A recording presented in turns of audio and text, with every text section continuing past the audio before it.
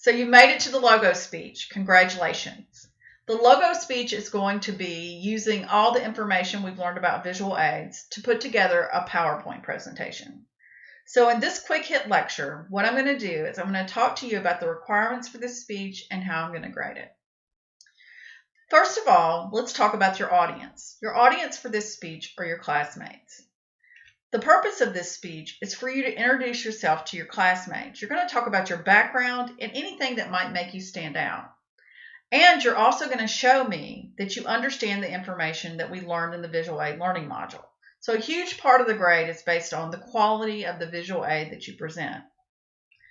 This visual aid is going to be focused on images and limiting text in your slides. We're going to use different types of images such as a brand logo like a McDonald's logo or a logo of your school. We're going to use memes, and then we're going to use actual pictures. If you want to take a look at an example of a slide deck, I've put a sample slide deck that I might use if I were doing a presentation. So we also want to have a bit of structure in this speech. We're going to learn about speech structure in 2 to 3 weeks, but for now we're going to use just a basic structure. I want you to have some type of introductory statement that's a creative statement that doesn't just say, today I'm going to talk about, or my name is.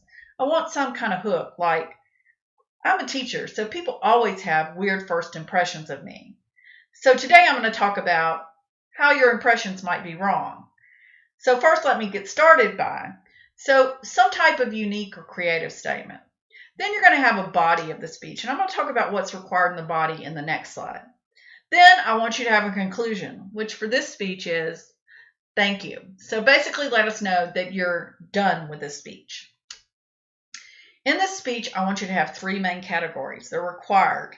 And categories are going to be the big main ideas, main topic areas, main points that you're going to talk about. So you can talk about education, work, family, hobbies, interests, future dreams, music you like, restaurants you like, charities you support. You can talk about any category. These are just a few examples. Then under each category, you're going to have 2 subpoints. So you're going to have 2 required points that you make under each category. So if I talked about family, I might talk about my wife. Well, for me, I'd probably talk about my husband, not my wife, but wife and children. Hobbies could be diving, fishing. Personality could be passionate, fun-loving. So those might be subpoints that I would use. So now that I've got my body and introduction and conclusion understood, let's talk about time in the speech. The time should be 2 to 4 minutes. If you go over or under, there'll be a problem. You should not be under or over. I'll take off points if you're over or under. I do expect you to be in the virtual classroom at least 5 minutes early. I'm going to log in right on time, and if you're not there, you're late for your speech. The reason for this is that you would never actually give a speech of your own and not be in the room when other people came in. So it's etiquette, it's good practice to go in early. You also should go in early so that you can upload your visual aid. That way you know if you have any technical problems. So I'm expecting that when I log into the classroom, if you're having a problem, you'll be able to tell me right away because you've been in there trying to upload your visual aid. Next, let's talk about what I'm going to expect for your delivery. And I want the delivery to be extemporaneous. And that means that you're not reading it and you haven't memorized it. You have practiced it enough so that you know the flow. And you're going to basically use either your note cards or your PowerPoint presentation to give the speech. Note cards aren't required, but if you do use them, you should only use 5, and there's a 30-word limit per note card. And you're going to have to show me your note cards at the beginning of the speech. You should use vocal variety in the speech, which means you're not going to be monotone when you speak like this at the same rate. I have trouble being monotone because I have a lot of vocal variety, but don't be monotone. The other thing is you're not going to sound like you're reading or actually be reading the speech. If I think you're reading the speech, it is a major deduction.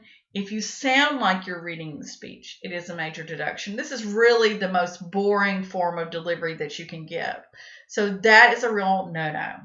So we'll be able to hear you. We'll be able to see your visual aid, but I will be going back and forth between screens, both looking at your visual aid, hearing you, and also looking at a screen that has you on it. So I want you to be making eye contact with the camera, and I want you to be making appropriate facial expressions. By the way, you will be sitting during this speech, not standing. So you'll need to make sure you have your chair eye level with the camera to be able to look at it well.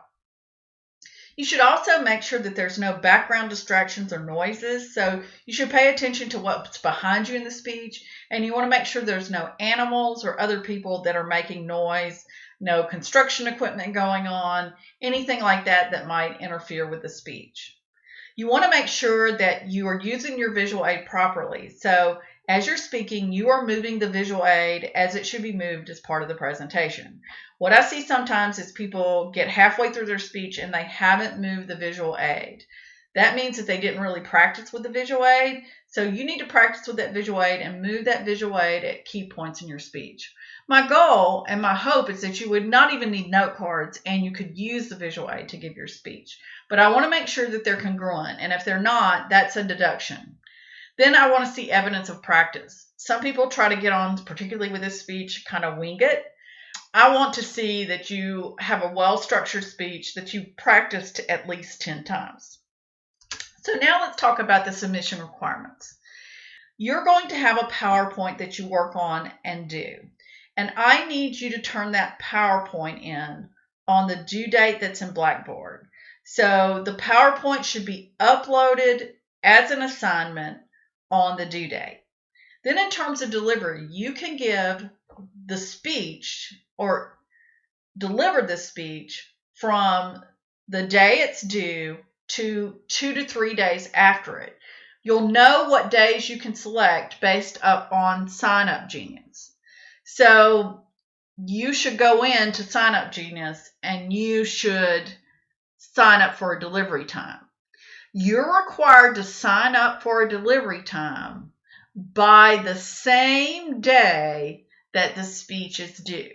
So if the visual aid is due, you should also be signed up in Sign Up Genius.